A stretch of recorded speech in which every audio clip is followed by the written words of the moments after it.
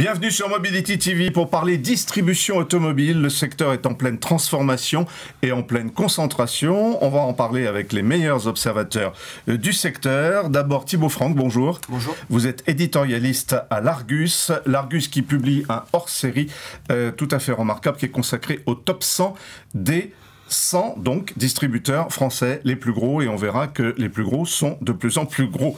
Berislav Kovacevic, bonjour. Bonjour. L'un des meilleurs spécialistes du VO en France, avec Solutions VO pour aider les professionnels à vendre mieux et à vendre plus vite. Vous connaissez parfaitement le monde de la distribution.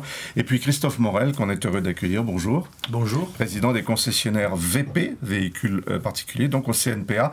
Bien placé, vous aussi, pour voir à quel point ça bouge dans le secteur. Alors d'abord, ce top 100 des distributeurs, il faut en dire un mot. Thibaut Franck, comment est-ce que vous avez mené cette enquête? Vous avez interrogé tout le monde, vraiment? Alors il faut souligner que c'est un travail extrêmement rigoureux et pointu d'une équipe de journalistes qui fait ça pendant plusieurs mois et qui se base sur les déclarations en fait des groupes qu'on contacte et qu'on sollicite un à un. Donc il faut remercier la soixantaine qui nous a répondu. Ils vous donnent leurs chiffres? Ils nous donnent leurs chiffres dans un vrai souci de transparence et de souci de communiquer sur leurs chiffres et les grandes tendances. Ouais. Oui, c'est mieux que le top 100 des grandes fortunes, parce que les grandes fortunes en général ne communiquent pas. Hein.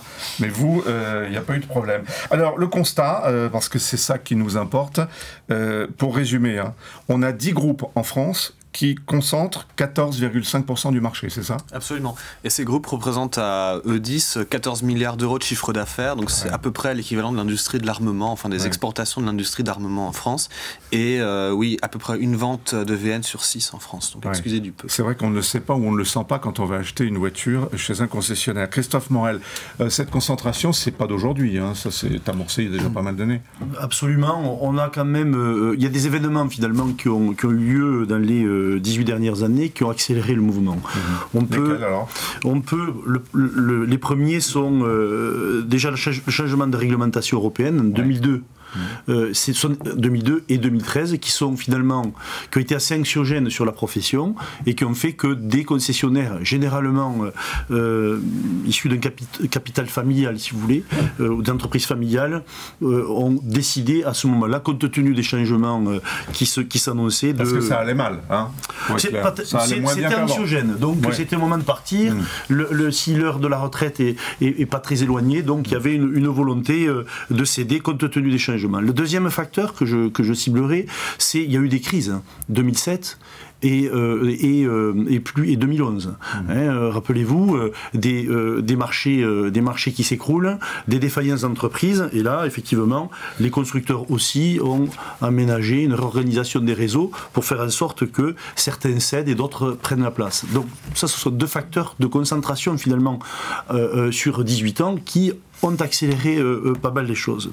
Je dirais, il y a un troisième facteur qui me paraît important aussi, c'est que ces changements de réglementation ont amené des modifications des contrats de concessionnaires. Et ils sont devenus moins stables. Vous savez, il y a la fameuse clause de résiliation avec 2 ans de préavis, sans forcément motiver la résiliation, c'est la possibilité qu'ont les constructeurs de réorganiser leur réseau. Bon, mais effectivement, c'est un facteur qui écarte des dirigeants de PME qui, pour ces raisons-là, qui peuvent se voir changer leur contrat de concessionnaire à la hausse, je dirais, avec des standards financiers plus élevés qui décident de passer la paix. Berislav, est-ce que les constructeurs poussent à la concentration de leur réseau de distribution? J'ai eu le plaisir d'être chef de secteur pour une marque, et clairement, il était écrit, et depuis même le milieu des années 90, pour les grandes marques françaises, d'avoir maximum 100 investisseurs à l'époque, pour couvrir tout le territoire. Et le premier constructeur au losange qui l'a lancé a été copié par les autres, parce que ça veut dire peut-être moins de direction régionale, ça veut dire moins de chefs de district, moins de team managers, une logistique plus simple, et une concentration déjà sur pas seulement sur les contrats juridiques, mais aussi sur les contrats de volume, pour avoir des meilleures conditions commerciales. Bien sûr. Thibaut Franck, ce sont quand même des affaires familiales, hein, au départ, et puis peut-être même à l'arrivée, vous allez nous le dire, mais le numéro 1, c'est PGA, Émile Frey, le 2, Buy My Car, et le 3, le groupe Bernard. Allez, rajoutons Gueudet qui est 4e. Gueudet, c'est la concentration, enfin c'est le mariage de 2 entreprises familiales.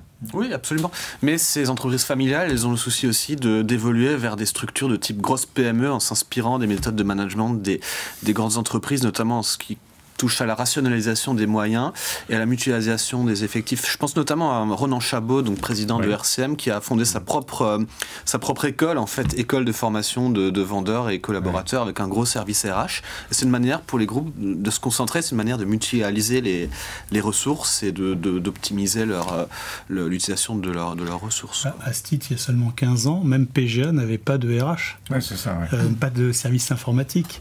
Donc c'est vrai que la mutation les oblige aussi avec la croissance à avoir une vraie structure de PME avec des services costauds dans tous les domaines. Et ça dans toutes les régions de France. Oui, absolument. On a, vous le citiez à l'instant, c'est qu'il y a la transformation des entreprises de PME en entreprises de taille intermédiaire. Ça nécessite, la croissance en elle-même n'est pas suffisante, il faut aussi organiser les entreprises. On voit bien que ça se passe finalement à tous les étages du top 100. Du 11e, on a vu que du 11e au 20e, il y a une croissance du chiffre d'affaires entre 2016 et 2017 de quasiment 25%. Donc c'est plus que du 1er au 10e. Également 26% entre le 21e et le 30e, et je dirais si on va par tranche de 10 jusqu'au 100e, on a une croissance de quasiment 20%. Donc ça se passe finalement, y compris là où on ne regarde pas trop, il y a des efforts incroyables des entreprises pour changer de taille et s'organiser différemment, certainement au nom de la rationalisation. On a supprimé les emplois, je suppose, pendant toutes ces années, en concentrant, en fusionnant, ou pas? Ou on en a créé? Écoutez, moi je peux donner un ratio peut-être qui peut vous éclairer. C'est pour faire 100 000 euros de chiffre d'affaires atelier, il y a en 2000, il fallait 10 collaborateurs. Aujourd'hui, il en faut 5 parce que la réparabilité des voitures est améliorée, etc. Et aujourd'hui, on demande à un commercial de vendre 180 voitures par an, au moins, alors que c'était 130 il y a quelques années. Il y a aussi une diversification d'activités des groupes du top 100 qui profitent à l'emploi. Ils se diversifient dans la location courte durée, location longue durée, ils font dans les d'autres pièces, métiers. etc. Absolument, ils font d'autres métiers. Après, en VO, c'est peut-être le seul contre-exemple, c'est que les effectifs étaient tellement petits que là, effectivement, il y a une croissance avec des directeurs VO qui arrivent, ça n'existait pas. Des adjoints VO, ça n'existait qu'au VN. Par contre, au VN, on voit beaucoup de directeurs prendre la place de leur manager chef de vente. Et vous dites, Berislav, les plus gros distributeurs de VN sont les plus gros vendeurs de VO. Ça paraît presque évident. Alors c'est vrai que quand ils découvrent 5-6 marques, ça leur fait découvrir aussi un monde de VO plus étoffé, plus de DMS, plus de logiciels, et ça les fait progresser en matière de benchmark. Il y a comme certains groupes qui se spécialisent dans le VO, je pense notamment à SIPA, qui arrivent quasiment à vendre un ratio de 2 VO pour 1 VN, ce qui est assez exceptionnel. Oui, parce que la plupart n'arrivent toujours pas pour l'instant à 1 pour 1, le fameux 1 pour 1 qu'on entend depuis 25 ans. Alors, mais c'est vrai qu'il y a une croissance organique à l'intérieur des entreprises en termes de réorganisation. Après, il y avait d'autres schémas. Moi, je me rappelle, en 2002, on avait peur aussi que la grande distribution arrive. Et donc, beaucoup avaient peur qu'un concurrent arrive sur leur propre territoire. Oui, ou alors qu'un concurrent à 500 km installe un point de vente sur le propre territoire de la zone de chalandise. Donc, c'est vrai qu'il y a eu des moments où on s'est posé des questions comment faire pour résister, pour tenir à la fois financièrement, mais également en local pour tenir ses clients. Alors, les tendances de fond de ce top 100, il faut qu'on entre dans le détail. Les gros se portent bien, on peut dire les choses comme ça. Si je cite un seul chiffre, les 100 principaux groupes hexagonaux ont engrangé en 2017 un chiffre d'affaires de près de 40 milliards d'euros. C'est une hausse de pratiquement 10% par rapport à 2016. C'est une hausse de 9%. Et surtout, si on regarde le nombre de VN vendus, c'est 43% en fait du marché français qui est vendu en VN, qui est vendu par ces acteurs du top 100. Donc, et ces acteurs, en termes de volume de vente VN, progressent plus vite que le marché, puisque leurs ventes ont progressé de 8%, alors que le marché lui-même en France n'a progressé que de 5% en 2017. Donc, il progresse plus vite que le marché. Vous maîtrisez les chiffres à la perfection. La rentabilité, c'est légèrement important, la rentabilité. D'abord, la rentabilité moyenne, qu'est-ce qu'on peut en dire ? En 2017, on a mesuré une rentabilité moyenne de 1,5% à peu près. C'est comme quasiment 2 fois plus que ce qu'on avait en 2013 où on plafonnait à 0,8%.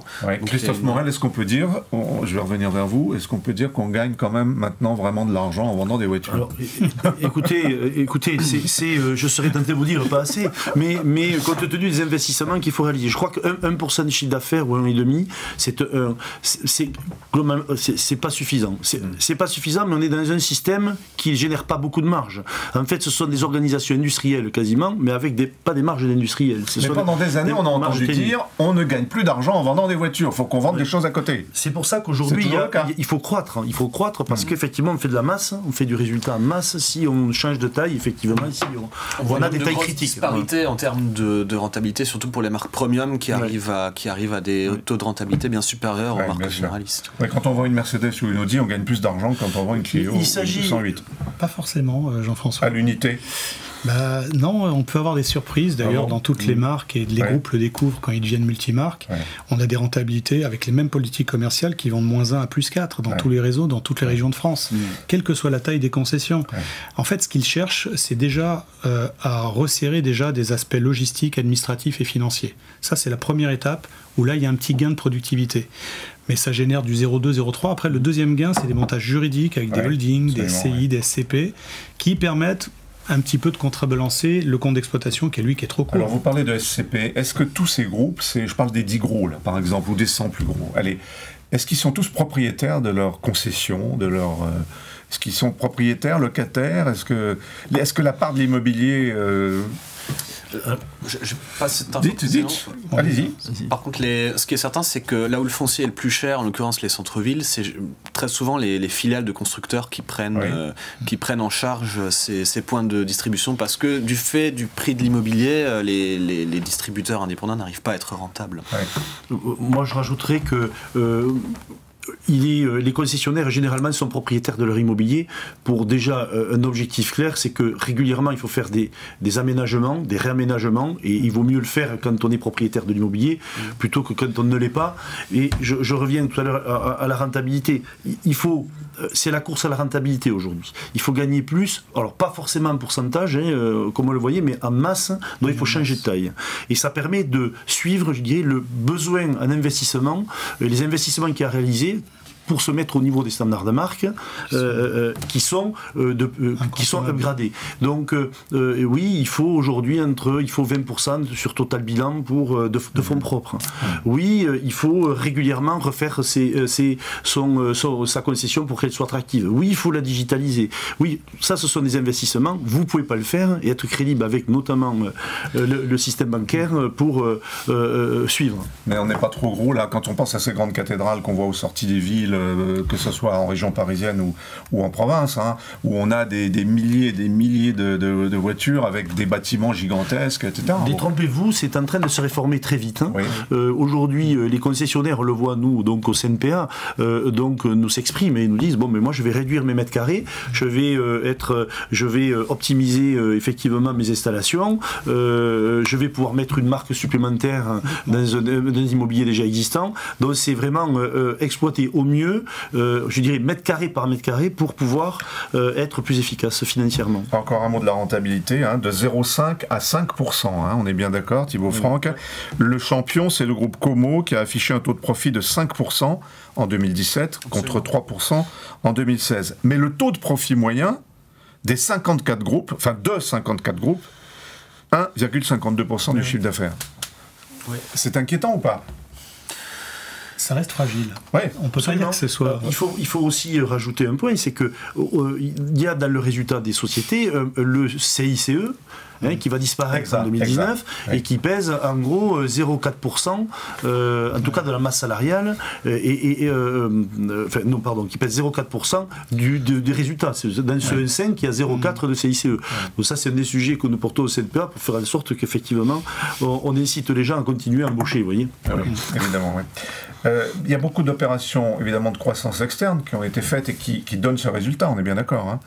Ce sont des opérations qui sont menées de gré à gré avec des avocats, ou est-ce que... Toutes les configurations existent, je pense que y compris avec le consentement des constructeurs qui mettent de plus en plus leur grain de sel, si je peux me permettre l'expression, sur leur accord ou pas de générer des plaques régionales logiques pour eux en termes d'administration. C'est pas neutre, et il faut quand même rappeler que n'importe quel secteur d'activité, c'est écrit dans toutes les normes financières, normalement est vraiment rentable à 2 points minimum pour constamment réinvestir.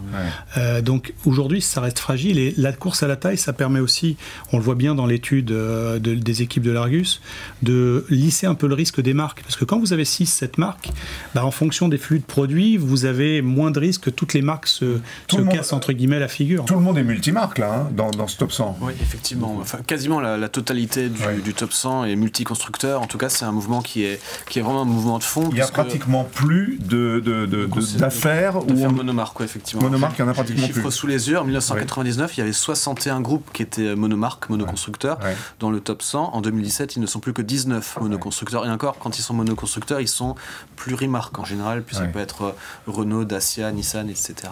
BMW Mini. Alors, est-ce que là, nous parlons de 100 groupes puissants, hein, avec des chiffres d'affaires énormes, on l'a vu. Est-ce que ces groupes s'intéressent à ce qui se passe hors de nos frontières? Est-ce qu'ils vont investir en Europe? Absolument. De plus en plus de groupes qui ont été qu'on a contactés nous disent que les possibilités de croissance externe en France sont de plus en plus réduites et surtout de plus en plus chères, de plus en plus difficiles à rentabiliser. Donc ils commencent à regarder ce qui se passe dans les pays limitrophes francophones. Donc je pense notamment au groupe Morin qui a des affaires en Suisse et en Belgique, ainsi qu'au groupe Car Avenue qui regarde du côté de Luxembourg avec l'ouverture d'affaires au Luxembourg. Pourquoi uniquement francophone alors?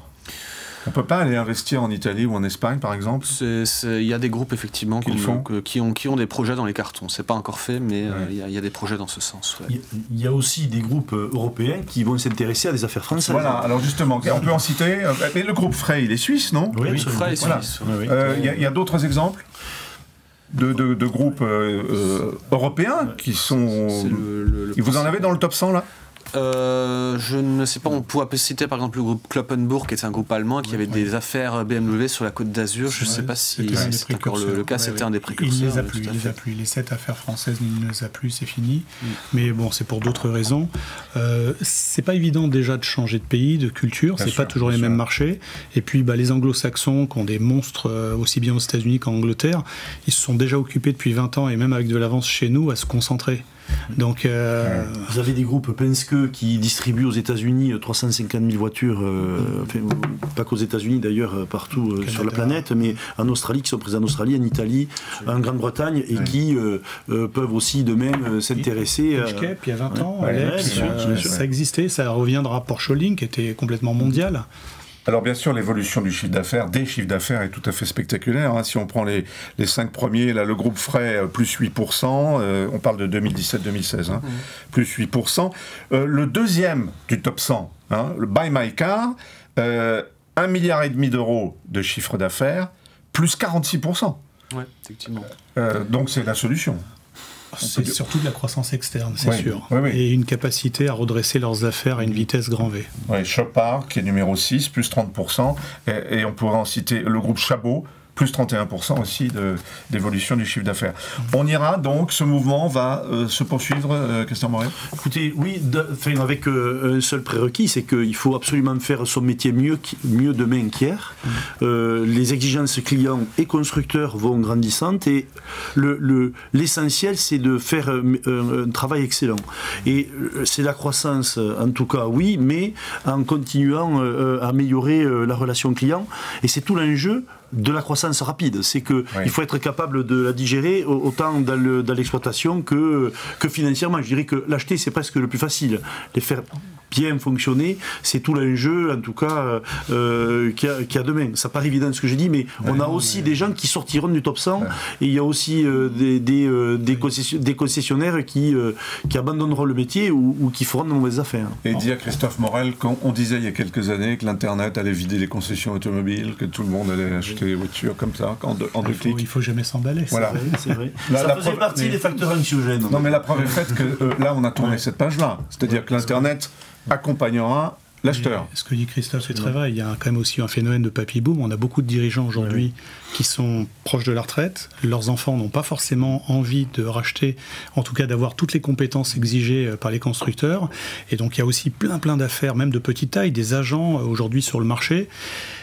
Quand on lit un bouquin sur les fusions-acquisitions, c'est à mourir de rire. En préface, il y a toujours marqué: si vous saviez à l'avance que vous allez acheter, vous ne le feriez pas. C'est ça, et le faire après, le plus dur commence, c'est au moment du rachat, effectivement. Mais Thibaut Franck, ces 100 premiers distributeurs automobiles en France, ce sont des gens jeunes, là, aujourd'hui, aux manettes.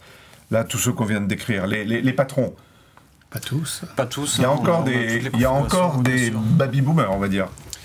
des gens qui ont une soixantaine d'années, qui sont encore en Il y en a, activité. effectivement. Alors, faut savoir comme que le métier de distribution automobile, c'est un métier qu'on fait plus souvent par passion que vraiment par raison ou par appât du gain. Donc, il y a effectivement des entrepreneurs qui sont à la tête de ces affaires depuis plusieurs décennies, avec une succession qui n'est pas forcément garantie de par leurs enfants. Une expérience fabuleuse.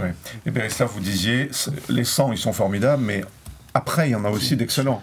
Hein. De toute façon, aujourd'hui... On peut faire le top 200, le top 300, on aura encore des... Oui, c'est toujours intéressant de voir ce mouvement, mais ce mouvement existe à tous les étages de la fusée. Vraiment. Bon. En tout cas, vous avez une mine d'or, là, hein, toutes les informations de nos amis de l'Argus. Top 100, vous sortez ça une fois par an ou... Oui, c'est une fois par an, oui. Voilà, c'est un gros travail. Hein. Bravo, merci, à bientôt, Mobility TV.